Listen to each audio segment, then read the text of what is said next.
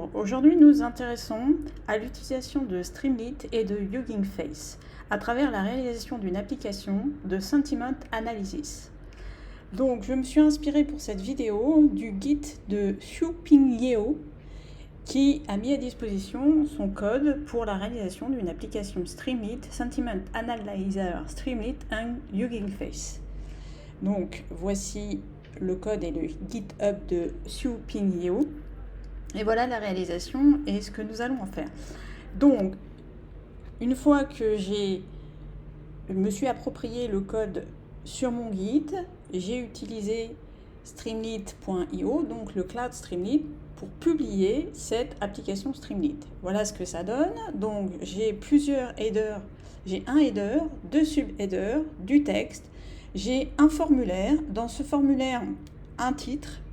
À l'intérieur de ce titre, une zone de texte où je vais pouvoir mettre et saisir mon texte. Et en cliquant sur Submit, je vais avoir le résultat en dessous. Le sentiment de votre texte est négatif ou positif. Donc, voilà. Donc là, c'est l'application Streamlit, hébergée sur le Streamlit Cloud. Donc, maintenant, comment je réalise cette application. Je rejoins un peu pour voir que I love cats and dogs. Submit. Vous voyez que l'application, elle tourne. Et le sentiment de mon texte, cette fois-ci, est positif. Donc, comment je réalise cette application? Alors, voici le code. Donc la première chose à faire, c'est importer les bibliothèques. Donc j'importe la bibliothèque Streamlit, la bibliothèque Transformers, de Hugging Face. Je vais importer aussi Auto Tokenizer et Auto Model for Sequence Classification. Donc tout ça, tous ces éléments vont venir de Hugging Face. PyTorch, qui est un langage utilisé pour réaliser des modèles de machine learning, pour faire l'inférence du modèle, qui aura été pré-entraîné auparavant et mis à disposition dans Hugging Face. Et puis, ensuite, j'ai toute l'interface, en fait, avec le titre, les sous-titres, le texte, en fait, qui explique à quoi sert mon application. Je vais avoir l'endroit où je vais écrire texte area, mon texte. Et ensuite, le bouton qui va me permettre de cliquer sur Submit et d'afficher à la fin, STWrite, le résultat de l'inférence de mon modèle. Alors, comment on intègre en fait le modèle pré-entraîné qui est mis à disposition par Hugging Face? C'est assez simple, vous voyez, alors une fois que j'ai importé les bibliothèques nécessaires, Transformers, et importé de Transformer Auto Tokenizer et Auto Model for Sequence Classification, je vais en fait sur le site Hugging Face. Je vois que c'est le nom de mon modèle, donc c'est un modèle BERT, c'est un modèle de NLP, c'est ce qu'il y a de mieux en termes de transformer state of the art mis à disposition sur le site de Hugging Face, et je vais cliquer sur Use in Transformers. Et là, vous voyez qu'en fait, il me donne directement le code que j'ai à implémenter dans mon application Streamlit, et que je retrouve ici. Voilà, c'est ces deux lignes en fait qu'il faut utiliser pour importer ce modèle BERT qui a été pré-entraîné et mis à disposition dans Hugging Face. Donc une fois que j'ai importé, pré-entraîné ce modèle, je vais écrire et définir la fonction qui va m'aider à utiliser ce modèle et à réaliser ma prédiction. Donc c'est une fonction, sous la forme d'une fonction. Je vais encoder en fait mes tokens sous la forme de tenseur PyTorch, c'est ce que veut dire ce PT, c'est pour PyTorch. Et après, je vais utiliser donc le modèle, ce modèle-là de classification, avec ce tenseur PyTorch. Et comme résultat, je vais utiliser, pour obtenir mon résultat, la fonction torch.argmax. Je peux l'utiliser puisque je travaille avec des tenseurs PyTorch. Et donc, si le résultat égale 1 ou 2, le sentiment, la phrase sera négative. S'il égale 3, c'est neutre. Et autre, donc 4 ou 5, c'est positif. Alors, comment je sais que c'est une classification comme ça?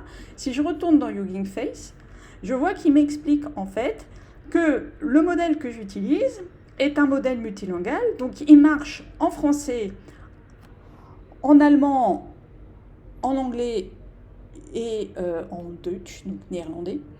Et donc je peux l'utiliser dans mon application Streamlit.